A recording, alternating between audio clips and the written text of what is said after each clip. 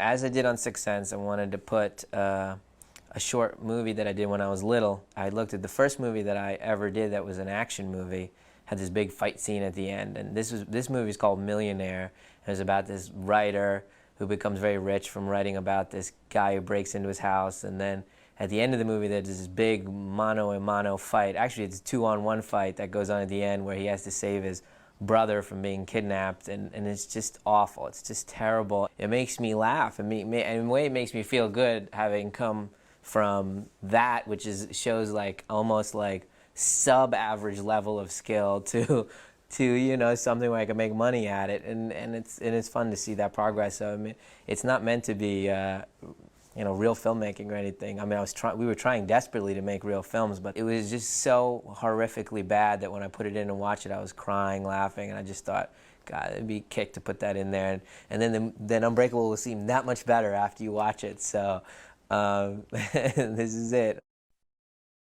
During the making of Sixth Sense, Knight told me about an idea that he had, but he couldn't tell me anything about it. I said, okay, I'll do it.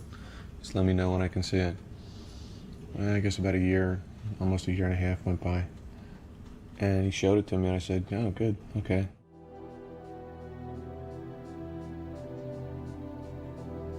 This is normally the first act of a movie, this whole movie. And I'm going to make an entire movie of the first act, the entire movie about a guy realizing he's a superhero. So that's how it popped into my head, the idea. After I've outlined it, I try to do 6 pages a day until the first draft is done. And that's how I start technically. And then I set little deadlines for myself, you know, second draft, third draft, fourth draft. Started out a very traditional movie where the first act was him realizing his power, the second act is him fighting good and bad, and then the third act is fighting the ultimate villain. And it just didn't respond to me.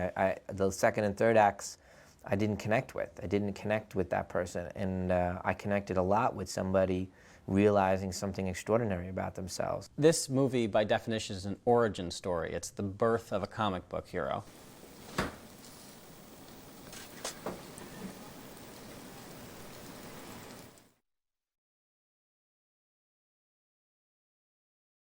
Unbreakable was pretty easy because we had a lot of the same people from The Sixth Sense who we wanted to bring back. We made a couple of changes because of people who weren't available.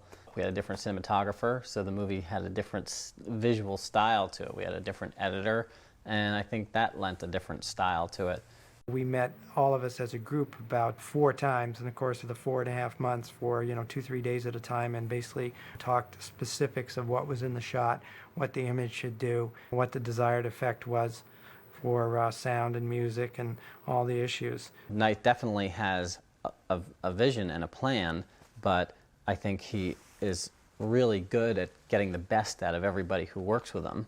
And in order to get the best out of people, you want to be open to their ideas and welcome their ideas and take all the good ones and use them.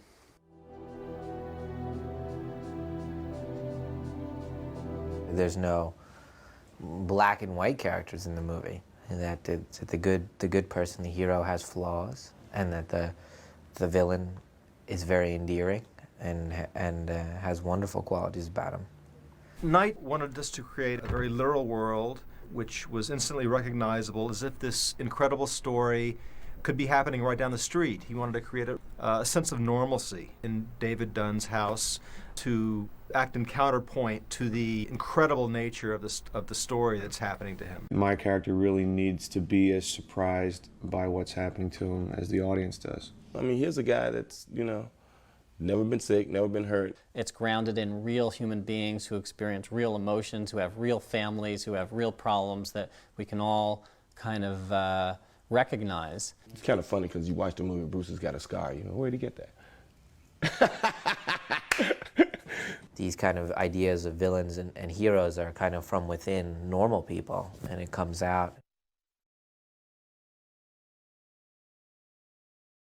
The movie is very, very close to the storyboard, so I mean, in a way, you can see the entire movie before we shoot it. I can walk you through the entire movie and tell you how it's going to feel. It's very important to know as early as possible what the camera moves and the camera shots might be.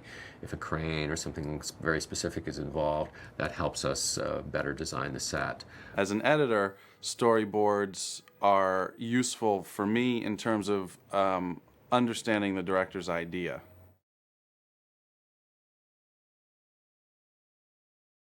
For him, the camera only moves to reflect a change of emotion, never on a move, not on a physical movement. In Unbreakable, there are over 30 scenes that are all shot in one take. It's scary to do because we never shot any safety coverage.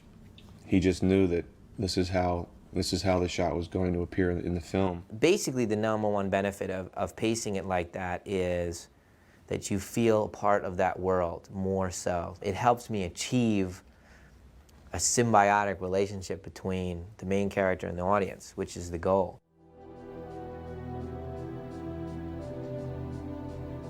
The setting and the location and the world that filmmakers create is always an important character of the film.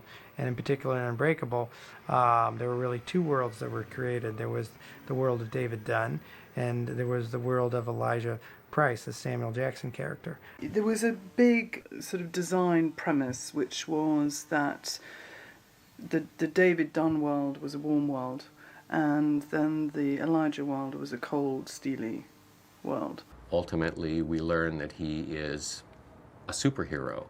And so the idea was that as we went through the movie, at certain points, color could be added, more sort of primary type colors that you would have in a comic book. Knight has very strong opinions about how his characters should look. I would think that because of the bizarreness of Sam's character, it might have been a little easier for them to find things for me to wear. Mostly shapeless clothes in this particular film. It's not my finest hour style-wise.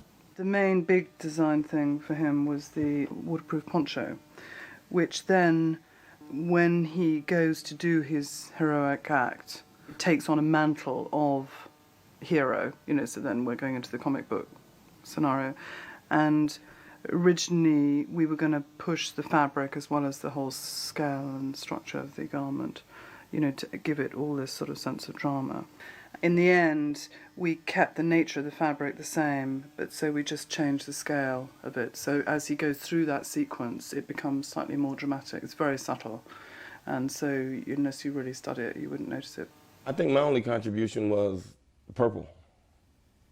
Only because I thought of Elijah as very regal, and that's the color for regality. So establish this sort of turtleneck and this purple colour that comes into play in his childhood.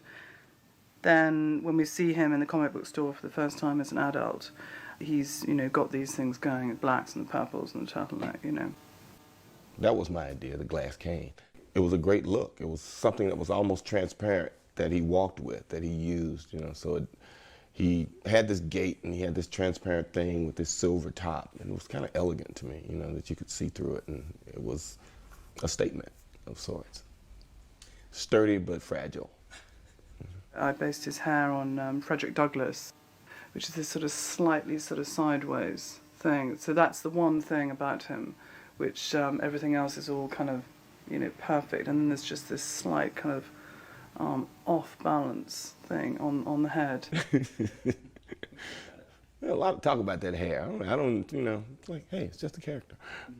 Another reason to build that kind of structure where David would go from cool to warm and Elijah from warm to cool, it was the idea of reflections and inverted images and symmetrical things, because there is something symmetric about Elijah and David. Good cannot exist without evil, and evil cannot exist without good. And so basically, Elijah's character needed to find the hero so he could take his mantle and be the villain. We had very specific colors for each character. Sam Jackson had his purple color. David Dunn had, his green color. We introduced in the final sequence, or the sequence that leads up to the final sequence, color that started out as sort of muted color and then became stronger as David Dunn starts to perceive his powers. When we see David Dunn in the train, there's that little girl when the camera's going back and forth. She was a colour pop, in that bright yellow. So we used sort of the comic book idea of colour pops and tried to choreograph it, I suppose, really, so that you had always this sort of little interesting thing that you were drawn to that could be a signal or something of importance.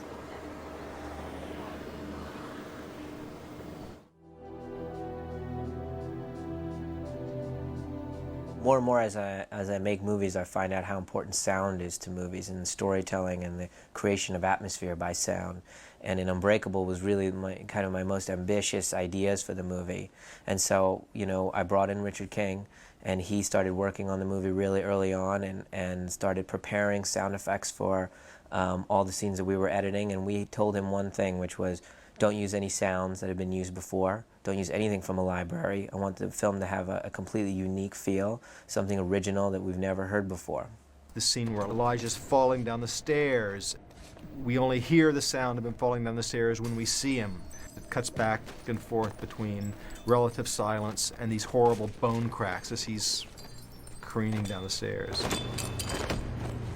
When he reaches the bottom of the stairs, he has this moment of horrible realization that David did see this gun. And the way, again, Knight designed that scene gave us the opportunity to use various subway train sounds pitched to different degrees. We also used pitched wolf howls, a pack of wolves howlings, and is the sound that segues into the next scene, which is David pulling up in the bus, getting out and meeting his son.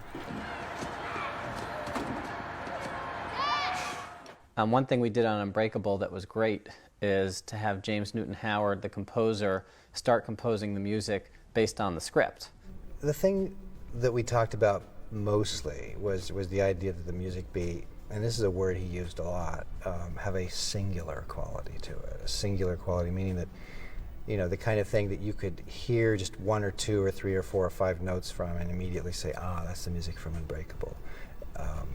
And that's not just in terms of melody, a thing you can whistle, but somehow that the music would have a quality to it, a tonality, a life of its own, a personality that would be just as distinctive as the film.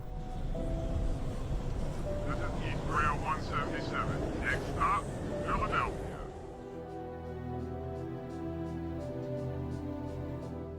Unbreakable for me was by far the most I've ever put my performance in the hands of the director. He was always right on with how he saw the character, and I wanted to honor that. When you're watching the film for the first time, you're just watching a story and you don't know exactly where it's going. When the film ends, you realize that what you've seen is, in a way, very similar to a comic book. And I think it would be interesting for people, when they go back and watch the movie a second time, to observe the ways in which this film is existing on two levels. It's existing on the level of a realistic story of a man who's a security guard and a man who has osteogenesis imperfecta, and the way that those two lives intersect. But it's also interesting to watch how this movie is a film version of a comic book. I think I wanted to make feature-length Twilight Zones, where something amazing happens in the last second and you realize you weren't watching what you thought you were watching. And then inevitably when you go back and look back at the movie the second time, everything should have that feeling that it was inevitable, that this ending was going to be this way. It's natural. Now that we know who you are, I know who I am. These movies have become so known for their endings, and I wanted them to be elements of the movie and not so much just an ending. Just that's all it is, 1 2-hour ending. And it's something I've struggled with, because I basically get an idea and then I develop it, and then an idea turns into this wonderful revelation. And now I sit down and go, well, do you want to do the revelation at the end of the movie? And so, that's something I guess I'm going to be struggling with for a long time, because I may not do the next movie with that kind of ending, or I may do it the next movie after that, It's been an interesting 2 movies here, watching everybody hearing gasps in the last 5 minutes of the movie. This is where we shot the train graveyard sequence in the movie, when David Dunn comes in the middle of the night and it's raining and he comes to see the wreckage of the train where the train company keeps all the pieces as they do the investigation, and he comes in to see exactly what happened to his train, and he has that flashback. And it's a great little space here. It's at the U.S. Naval Yard here in Pennsylvania, in Philadelphia, and it's just a really eerie space, has a lot of history to it. And it's a good space to talk to you about the deleted scenes in the movie, which is something that is always painful to do, to cut a scene out of a movie. Can I tell you a secret? I'm going to be very, very sad if this doesn't turn out the way I think.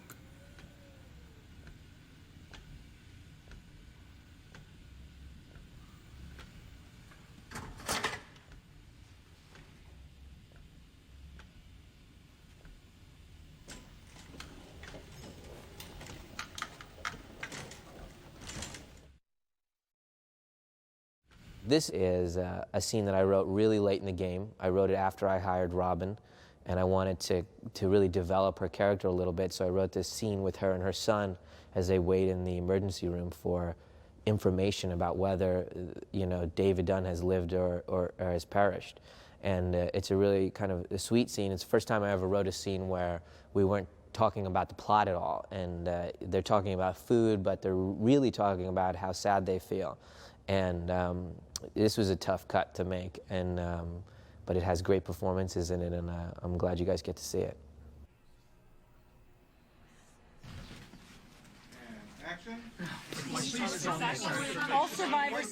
All survivors are being brought here from the accident site. We have no names and no numbers to give out. But as soon as we receive information, we will make an announcement. When can we expect an announcement?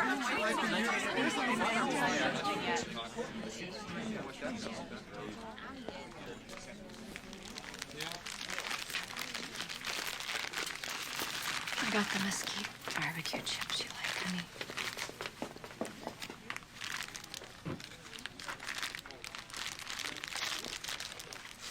Look, I bought that soda with all the caffeine your friends drink. You can have it just this once, okay?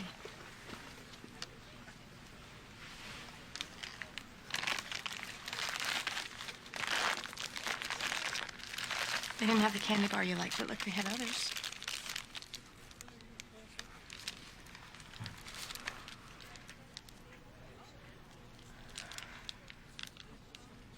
I had a carrot cake thing, but I didn't think you'd like it. It had raisins in it.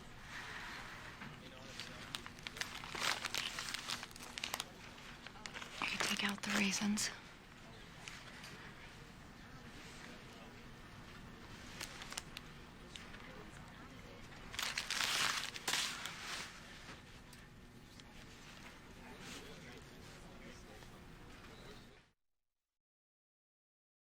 This next scene is a scene, it's actually 2 scenes, and it came right at the end of the home sequence when he comes home for the first time after the train wreck, and we're getting to know the family and what the situation is. And after he talks to his wife in the stairs, he goes upstairs and finds his son lying down in his bed, and he just wants to be alone so bad. And this was a really big sequence for us because it's a moment where you really see David Dunn break down. And Bruce did just an amazing job in this. It was kind of really an awesome thing to watch him perform this scene. And when we put it together, it was just fantastic. And it was, and the reason it's not in the movie is a strange one. It's because it's too powerful and it's too much too soon. And I felt like, gosh, I didn't want to see that much of David Dunn's emotions that quickly. It's kind of a writer-director thing. It's hard to explain, but when I saw the scene in the movie, I felt like, gosh, that was too much to see of that character before we got to know him. And it's strange, but that's why it's not in the movie. But I wish we could put it in some other way, but that's what's so great about the DVD. So have fun. Joseph, you should go sleep in your mother's room. I'm gonna sleep here tonight. I won't make any noise. How about this? You go sleep in your room. If you get scared like before, you can come in here, okay? Joseph. The train derailed approximately 7.5 miles outside Philadelphia. It came to rest on its side on the northbound tracks. It is train officials' belief that some, if not most of the passengers, were still alive at this time. The momentary peace lasted only a few seconds. A Boston-bound freight train on the northbound tracks was seconds away from passing train 177 when it derailed. The impact happened about 3:15 p.m. The first of the two occupied passenger cars was severed in half and sent careening in two directions. The second of the passenger cars was crushed and dragged for 400 feet.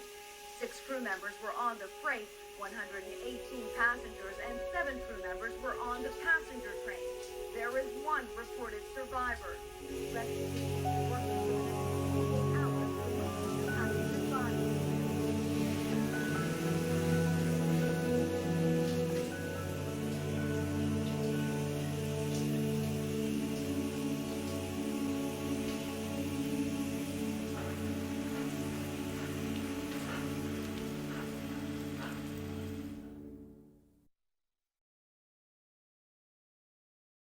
one big scene that you plan on when I'm making the movie and I'm writing it and we're putting it together.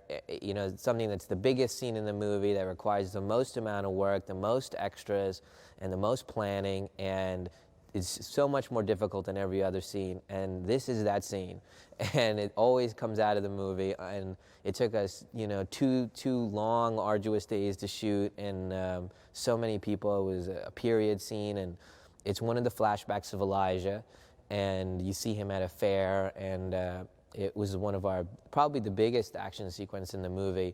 Yeah, this is one of the only scenes where I didn't do it. I didn't plan to do it in one take. It's impossible to do this in one take, and there's probably, you know, 10 times as many cuts in this scene as any other scene, and it was kind of out of the character of the rest of the movie.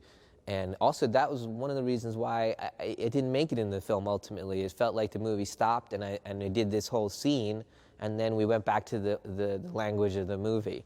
And I don't know, you know, you never know when you make this mistake in the conception of it, but that's what happened. And it's still a very exciting and visceral scene to watch. It just doesn't feel a part of Unbreakable. And so we took the scene out, and this was a really hard cut. And also, there's a little boy who played Elijah at 7 years old, and he just did an amazing job, and he actually had to keep coming back to do this scene and reshoot it, and you get to see him here.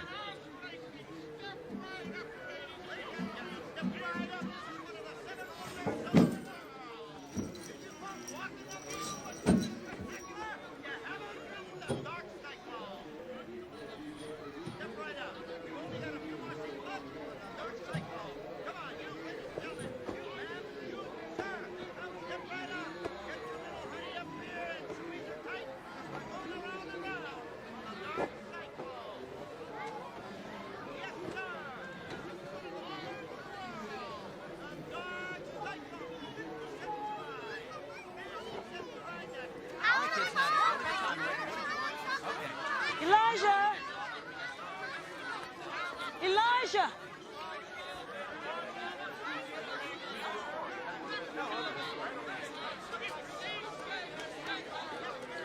Alright, gang, sit back, let's get ready. Remember, hands and feet must remain down inside those cars. I won't get hurt, Mama. I'm safe.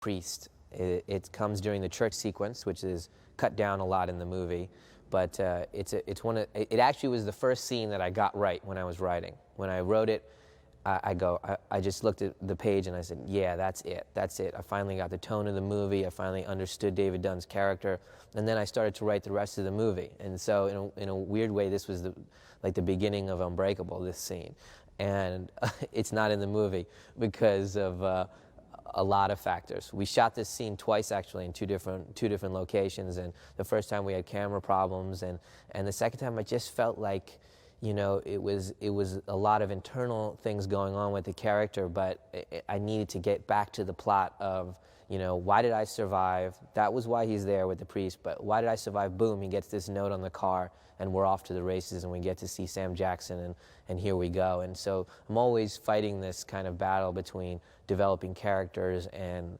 developing the plot. And this time, plot won out, and we cut the scene.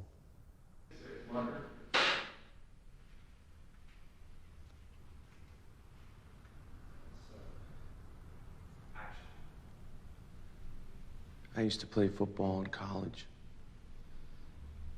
I was a quarterback. One time we went on this winning streak. Just went on and on. I couldn't lose. When something like that happens, you get superstitious. Do silly things. You wear the same socks. You listen to the same B.B. King song before every game. I wouldn't even untie the shoelaces of my cleats. Just slip them off and on so nothing would change. It made things important that weren't important.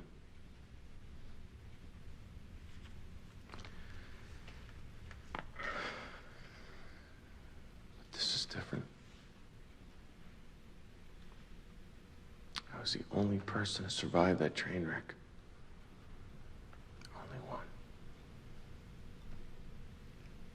Feels like this is important.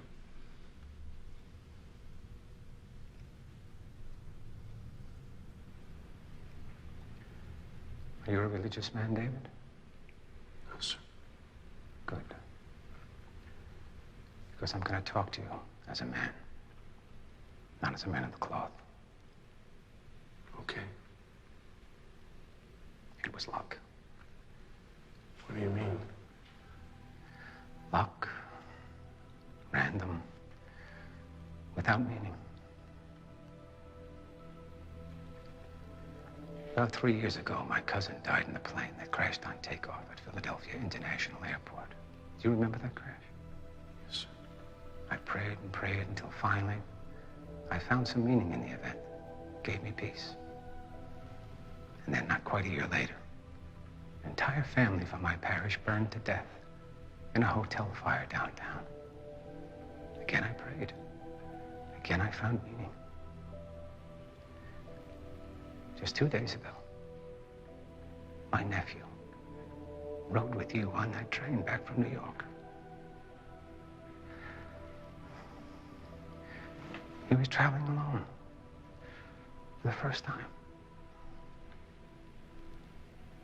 I'm sorry if I can't react to your survival with the appropriate. It was the hand of God.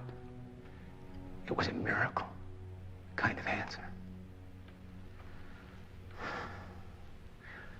I'm fresh out of those right now. The metal on my watch was crushed like someone hit it with a sledgehammer. My 12-year-old nephew's neck was broken in 4 places. What's your point, David? You were chosen? I don't think so.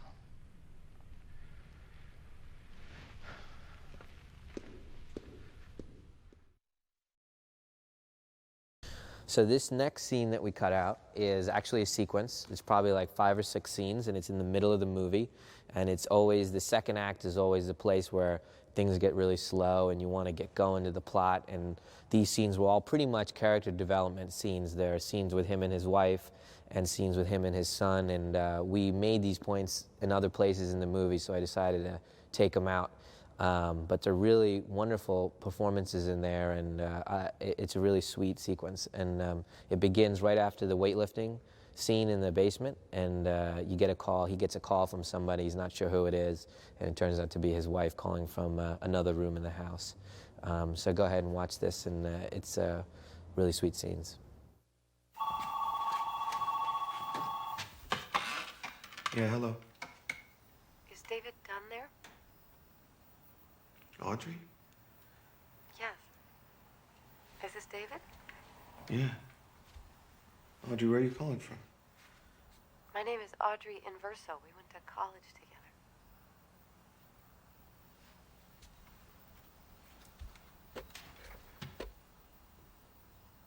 Yeah. I remember you. I was hoping you'd call me, but anyway, I decided not to wait. I was thinking it might be nice to go to dinner together.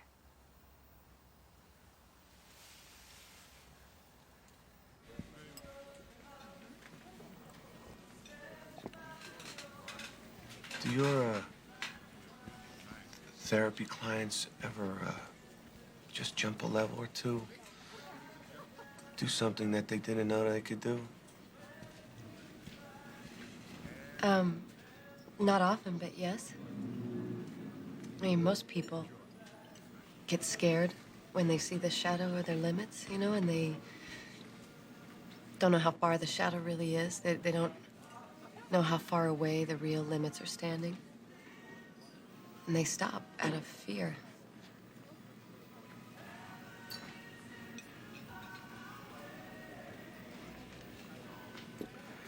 This is kind of strange, isn't it? We're not acting like ourselves. I mean, like that.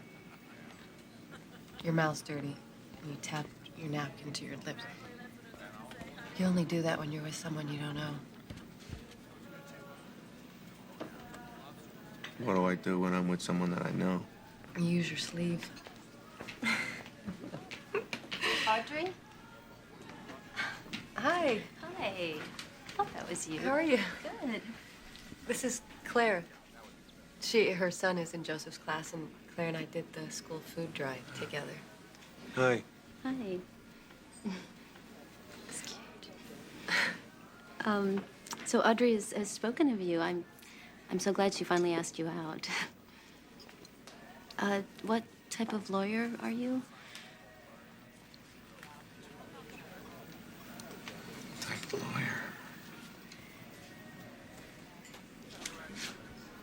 This is my husband, Claire.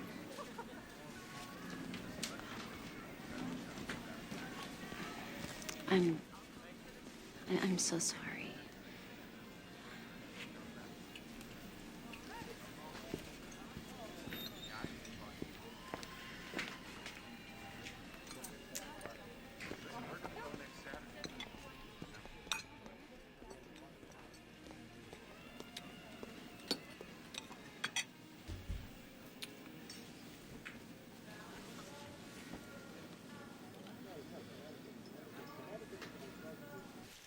He ate about 6 of those chocolate-covered donut holes with his milk. He said he only had 3, but I know he had 6. Good night. Good night.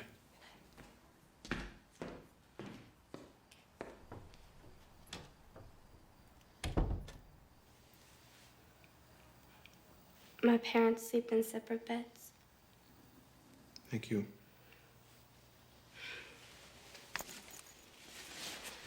By the way, Joseph went to sleep in his room tonight. His room? Mm-hmm.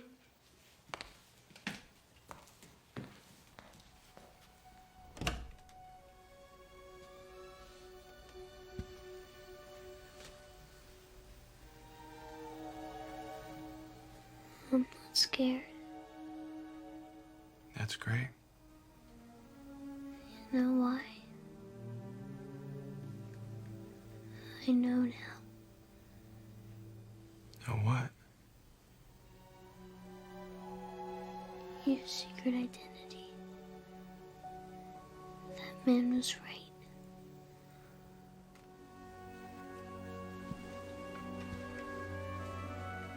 Joseph. There are big guys in almost every gym that can lift that much. You could lift it more. Don't worry. I won't tell anyone.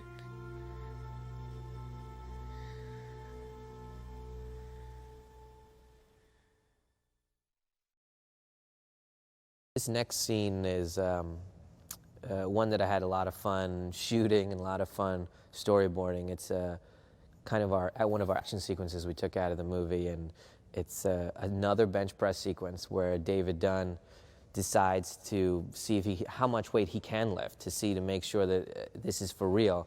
And so he goes to his job where, he's a security guard at a stadium, and there's all these big Olympic-sized weights that the players use, the professional athletes use, and he sneaks over there and decides to see how much he can lift. And it's a very fun scene. But the reason we took it out is because I felt that it was a little redundant, that we got the idea that he can lift a lot of weight, and he was being a little slow to catch on that he's special. But it was a really sad cut because it makes you smile and you have fun watching it, and but that's how it goes.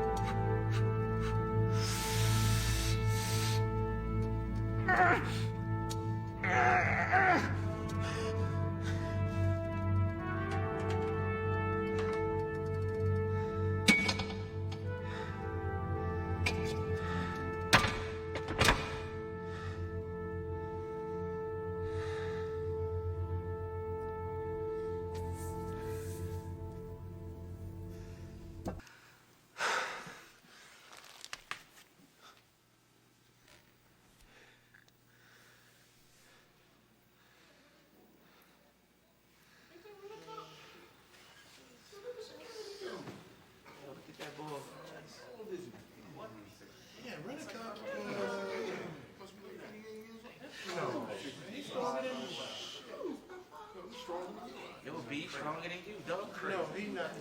Damn, I'm looking to see that. He got, I need some of it. You won't have to look very long. It's all right to be afraid, David. Because this part won't be like a comic book. Real life doesn't fit into little boxes that were drawn for it.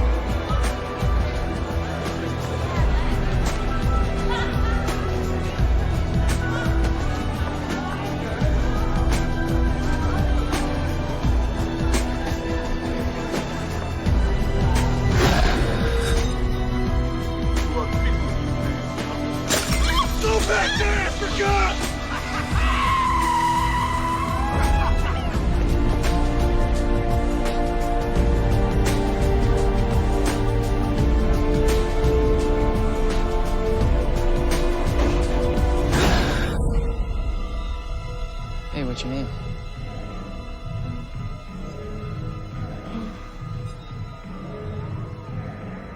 I think you drank too much.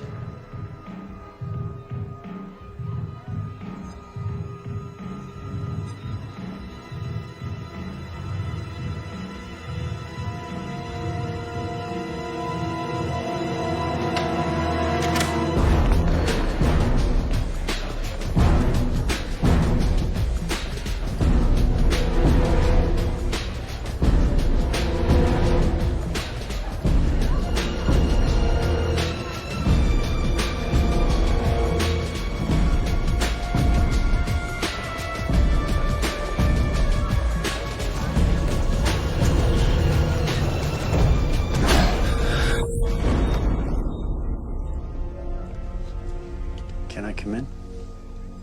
Who are you? I like your house. Can I come in? What is this? No, you can't come in.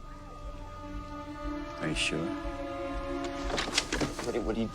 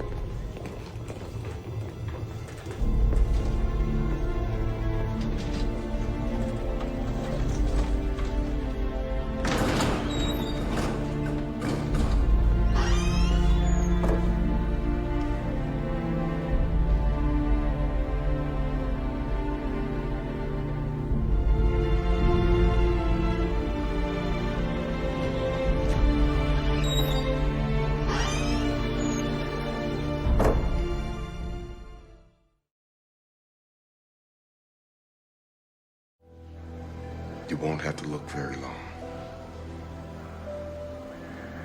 It's all right to be afraid, David, because this part won't be like a comic book. Real life doesn't fit into little boxes that were drawn for it.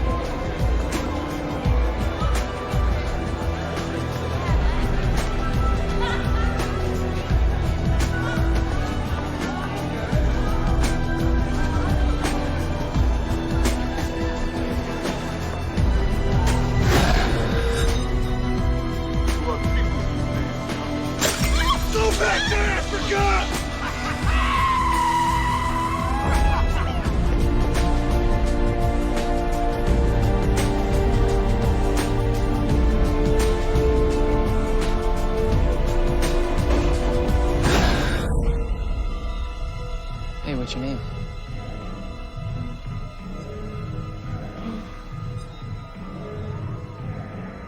I think you drank too much.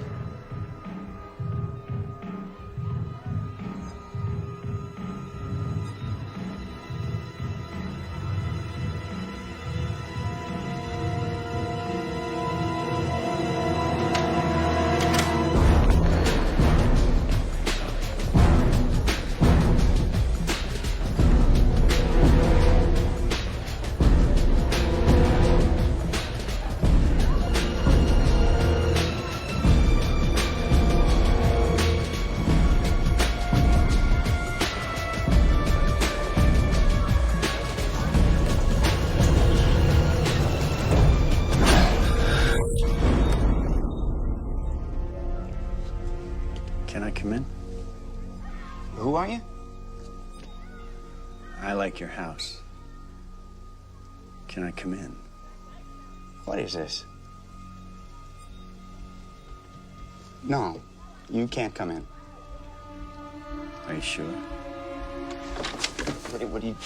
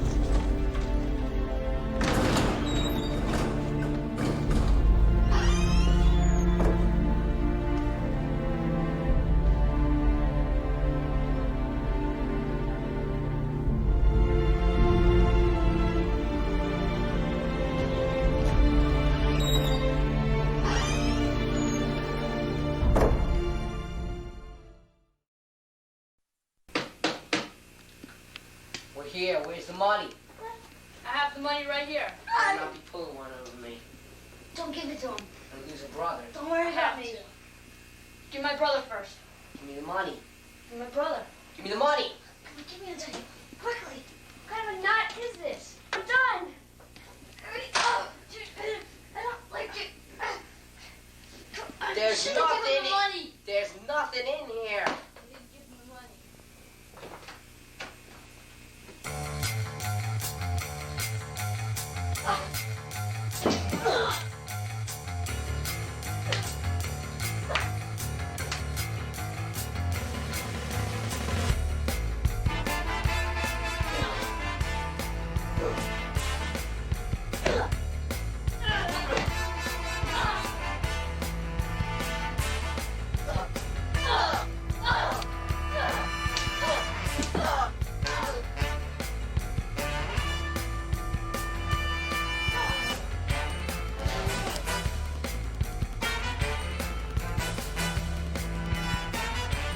Yeah.